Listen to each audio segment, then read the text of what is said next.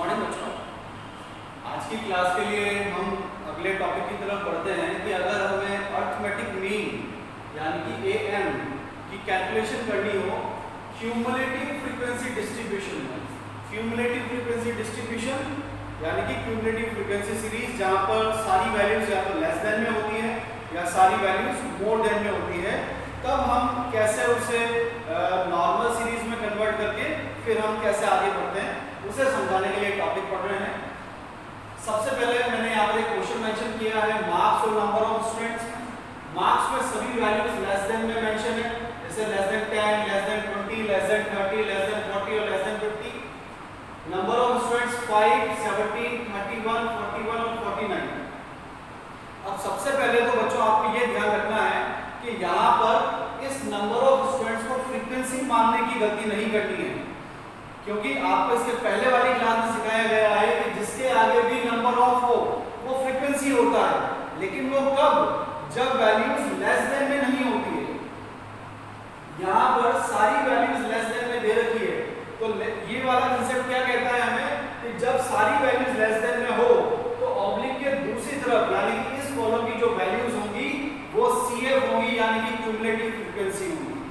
तो ऐसे फॉर्मेट को सबसे पहले तो जरूरी होता है कि इसे तो नॉर्मल क्लास इंटरवल बनाया जाए और इस CF से F को डिराइव किया जाए। अब ये हमने कैसे किया है, मैं दो तरीके सिखाऊंगा बच्चों आपको लेस देन सीरीज को नॉर्मल क्लास इंटरवल में बदलने के। आपको जो ठीक लगे आप उसे अडॉप्ट करिएगा। एक सबसे पहला पुराना तरीका हमने सीखा था कि क्लास इंटरवल क्या होता है, दोनों लिमिट्स का डिफरेंस यानी कि I = L2 - L1।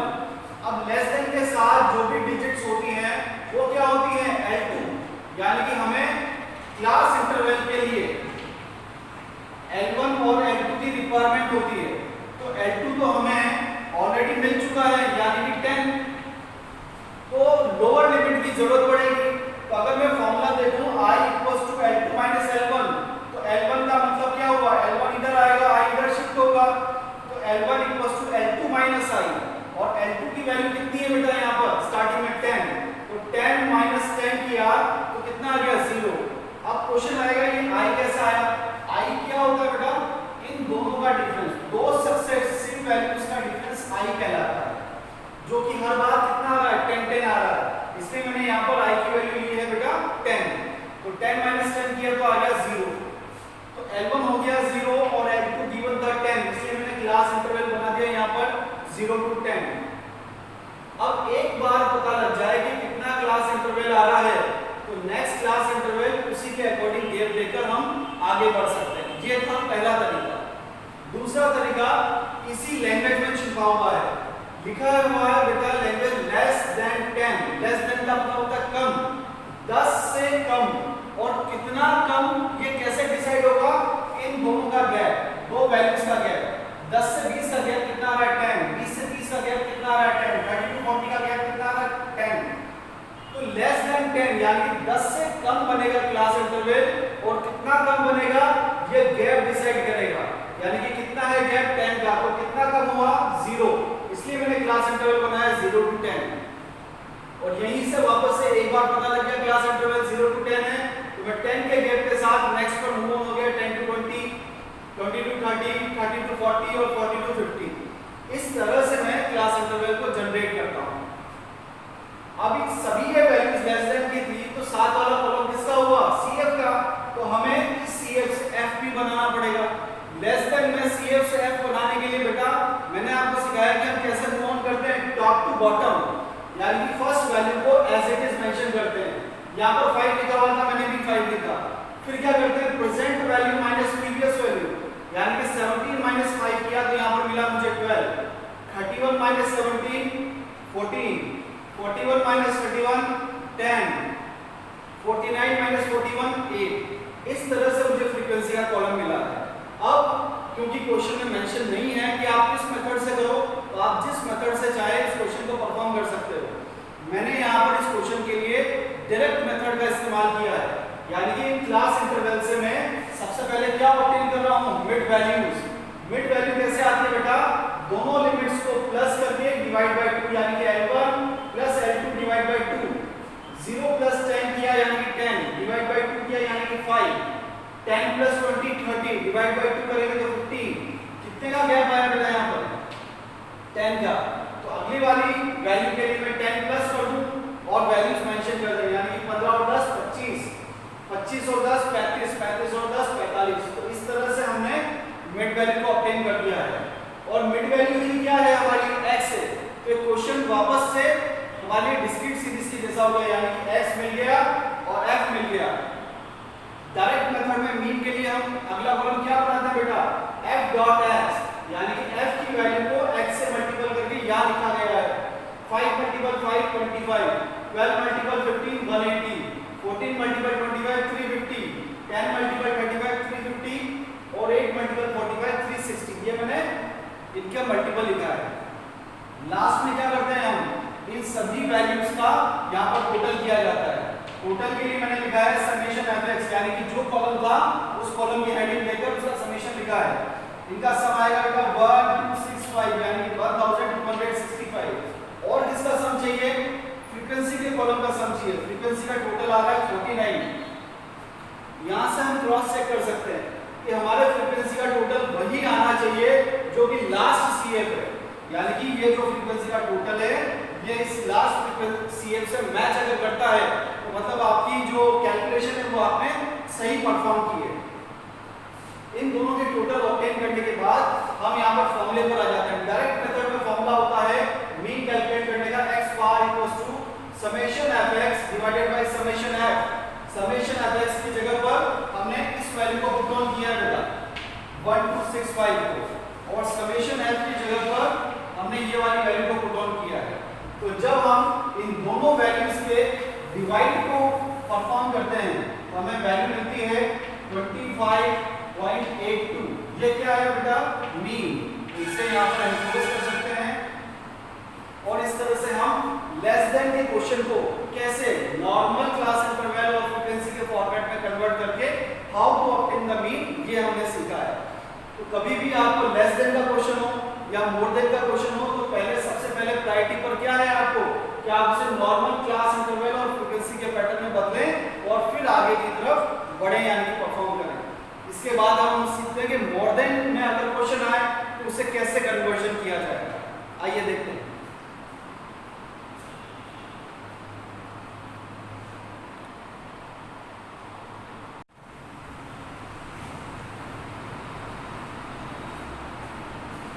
आइए बेटा हम स्टार्ट करते हैं इस क्वेश्चन को मोर देन के फॉर्मेट में कैसे सॉल्व किया जाए। इसके पहले हमने देखा था लेस देन, अब हम देखते हैं मोर देन। मार्क्स और वही नंबर ऑफ स्टूडेंट्स लिखे हुए, लेकिन मार्क्स में सारी वैल्यूज मोर देन में इंडिकेट की गई है। इसका मतलब क्या हुआ कि इसके साथ में जो इंफॉर्मेशन दे रखी है नंबर ऑफ स्टूडेंट्स करके वो f नहीं है, वो क्या है बेटा CF है। मैं बार-बार इस बात को आपको समझा रहा हूं ताकि आप कंफ्यूज ना हो कि जब सभी वैल्यूज या तो लेस देन में हो या सभी वैल्यूज मोर देन में हो तो जो साथ वाला कॉलम होगा वो CF का होगा ना कि F का होगा।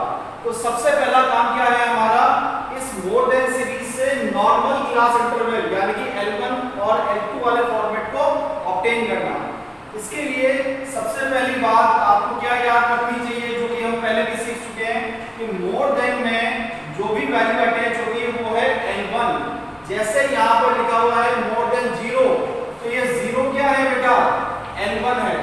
अब क्योंकि हम जानते हैं कि क्लास इंटरवल का फॉर्मूला होता है दोनों लिमिट्स का डिफरेंस यानी कि L2 माइनस L1 और क्लास इंटरवल कितना आ रहा है जो इनका डिफरेंस होगा वही I की वैल्यू होगी। हर बार 2 का डिफरेंस आ रहा है 0 2 2 2 4 2 4 6 2 6 8 2 यानी कि इस I को लिखा है मैंने यहाँ पर 2। L1 को हमें पता है 0, L2 ऑब्टेन करना है।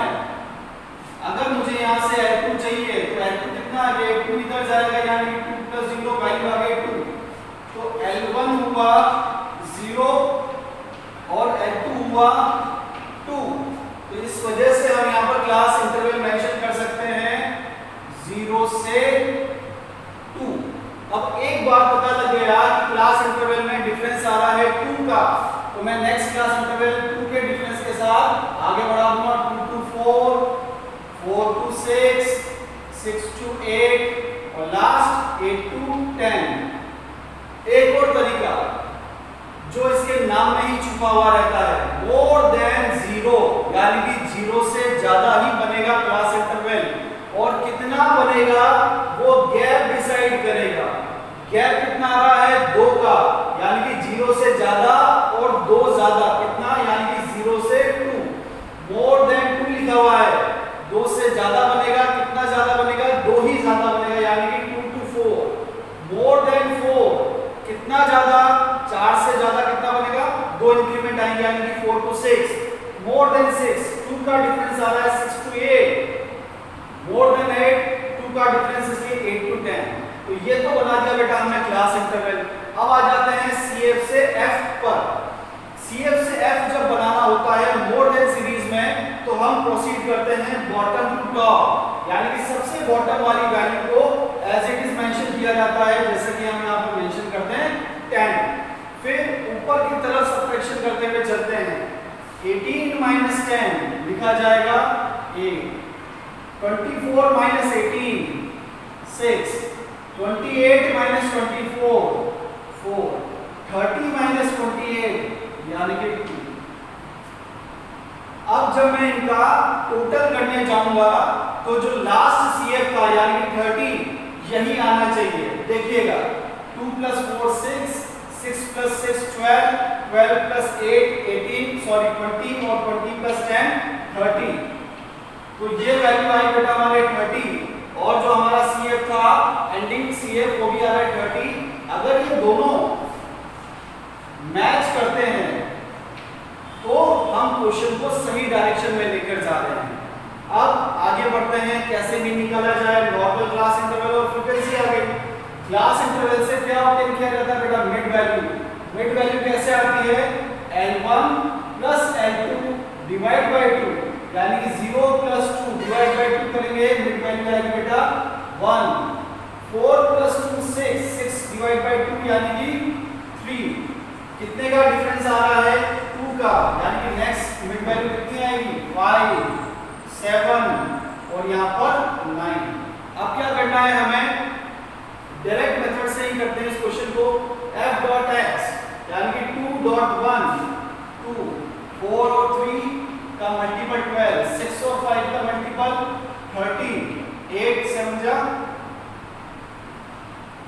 56, 10 और 9 का मल्टीपल 90। अगर मैं इन सब का बेटा यहाँ पर टोटल करूं तो ये टोटल मिलेगा मुझे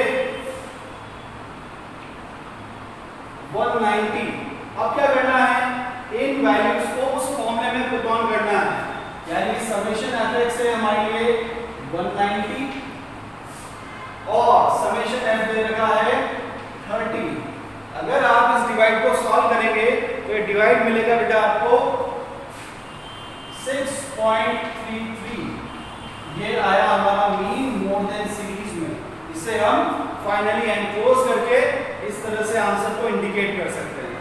तो ये था आज आपका topic, calculation of arithmetic mean in cumulative frequency distribution, जिसमें सबसे पहले हमने देखा लेस देन में कैसे आगे बढ़ते हैं और मोर देन सीरीज को कन्वर्ट करके कैसे आगे बढ़ते हैं। थैंक यू सो मच बच्चों।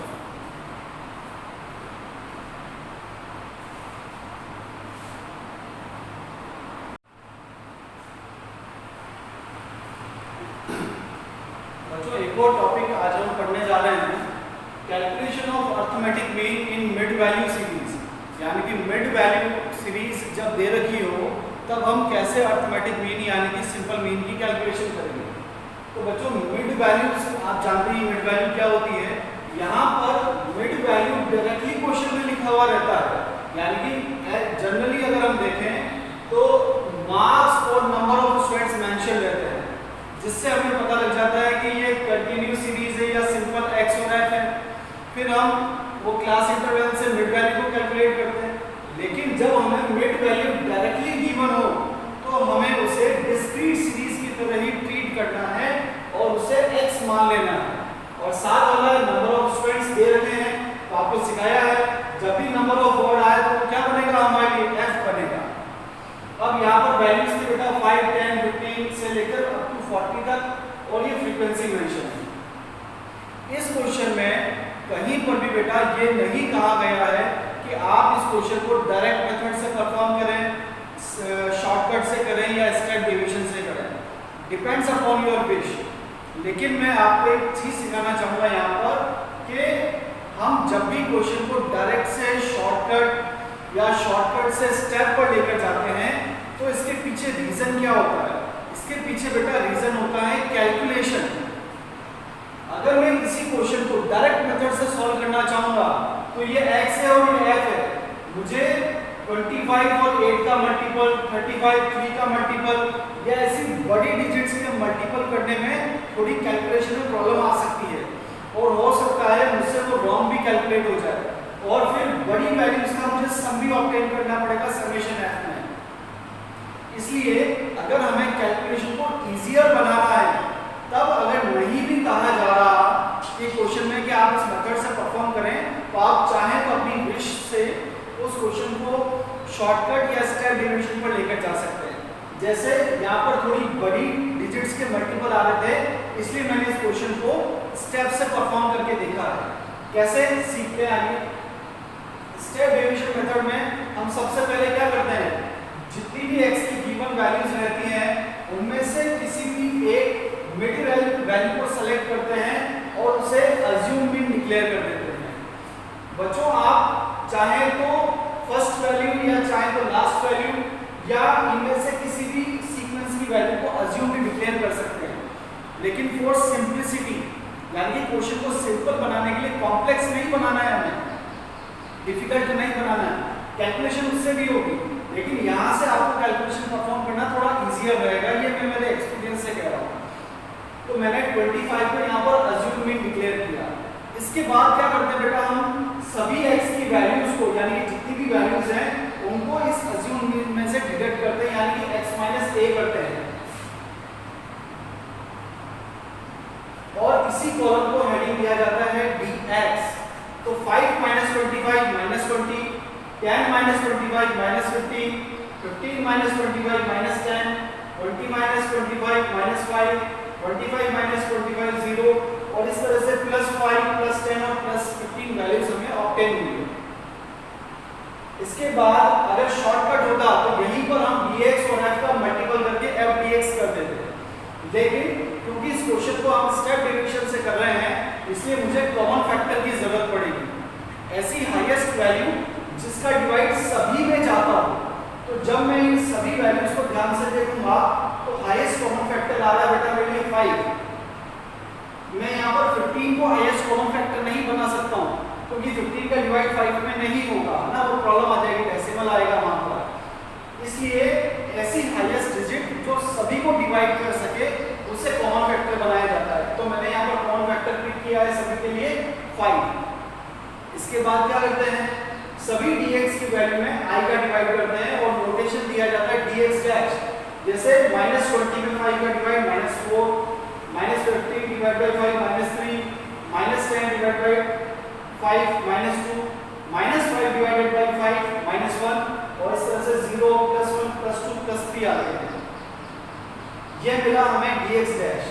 अब इस dx डैश को हम फ्रीक्वेंसी से मल्टीपल करेंगे तो आप लोग ऑब्जर्व करेंगे कि जहां पर स्टार्टिंग में मुझे 25 और 8 का मल्टीपल करना पड़ता अगर मैं इस क्वेश्चन को डायरेक्ट मेथड से करता, वहीं अब मुझे स्मॉलर वैल्यूज के मल्टीपल करने को मिल रहे हैं जैसे 6 और 1, 3 2 2 3 7 3 लाइक दैट। यानी कि जैसे जैसे हम अगले वाले मेथड पर जाते हैं यानी कि डायरेक्ट से शॉर्टकट और शॉर्टकट से स्टेप पर जाते हैं तो कैलकुलेशन मल्टीप्लिकेशन हमारे लिए क्या होते जाते हैं बेटा, इजी होते जाते हैं। 5 मल्टीपल -4 -20, 7 मल्टीपल -3 -21, 9 मल्टीपल -2 -18, 10 मल्टीपल -1 -10, इन दोनों का मल्टीपल 0 +6 और +6। ये आ गया बेटा हमारा f'(x). अब मैंने क्या किया, सभी नेगेटिव वैल्यूज का सम कर लिया। इन चारों नेगेटिव वैल्यूज का सम आएगा -69 और जितनी भी ये पॉजिटिव वैल्यूज है इनका सम आएगा +18। जब इनको परफॉर्म किया यानी कि इनको सॉल्व किया -69 में से +18 डिडक्ट किया तो हमें मिला -51। इधर से हम फ्रीक्वेंसी फ्रीक्वेंसी का टोटल ऑब्टेन कर लेंगे, वो आ रहा है 50। इतना करने के बाद हम क्वेश्चन पर जाएंगे। स्टेप डेरिवेशन मेथड के अकॉर्डिंग फॉर्मूला होता है x bar equals to a plus summation f d dash x divided by summation f multiple i। a की वैल्यू कहां से पिक की है बेटा, मैंने यहां पर जो स्टार्टिंग में अज्यूम में किया था यानी कि 25। Summation f d dash x कहां से आया, यहां लास्ट से -51, इसलिए मैंने ब्रैकेट में मेंशन किया है। समेशन f फ्रीक्वेंसी का टोटल किया था, ये रहा समेशन f मल्टीपल i की वैल्यू कितनी ली थी बेटा हमने 5, यहां पर 5 मेंशन किया है। अब आप आगे कैसे बढ़ेंगे, तो आपको सभी को एक साथ सिखाया जा रहा है कि सबसे पहले जो अपर न्यूमरेटर साइड पे जो मल्टीपल है उन्हें मल्टीपल करते हैं, वो मल्टीपल आ रहा है मेरा 255 प्लस माइनस साइन को मैंने माइनस लिखा है, डिवाइड करना है 50 से, फिर इसके बाद ये डिवाइड परफॉर्म करना है। बहुत सारे बच्चे एलसीएम लेकर भी करते हैं, लेकिन ये यूनिवर्सल प्रोसीजर है जो गलतियां कम करता है। तो पहले मल्टीपल करें फिर डिवाइड करें, इन दोनों का डिवाइड आएगा 5.1, फिर आ जाएगा आप सब्ट्रैक्शन पर 25 माइनस 5.1 करेंगे तो वैल्यू मिलेगी हमें 19.9। जो आंसर आता है फाइनल उसे ब्रैकेट में ऐसे एनक्लोज करें। इस तरह से किसी भी मिड वैल्यू सीरीज में हम अरिथमेटिक मीन की कैलकुलेशन कर सकते हैं। थैंक यू सो मच बच्चों, आई होप समझ में आया होगा।